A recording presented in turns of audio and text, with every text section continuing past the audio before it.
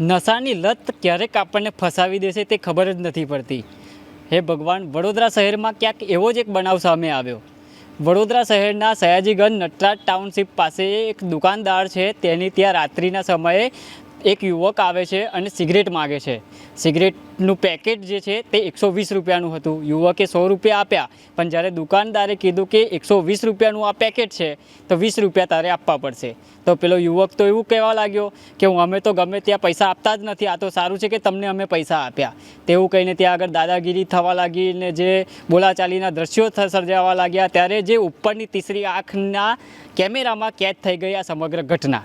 દુકાનદારે આ બાબતે સયાજીગંજ પોલીસ સ્ટેશનમાં ફરિયાદ નોંધાવી છે અને જે યુવકે 20 રૂપિયા માટે જે દુકાનદારને બંદૂક બતાવી દીધી, એ તો સારું થયું કે યુવકના હાથમાંથી બંદૂક પડી ગઈ, નહીં તો દુકાનદારનું તો સત્યાનાશ કરી નાખતા એ દિવસે.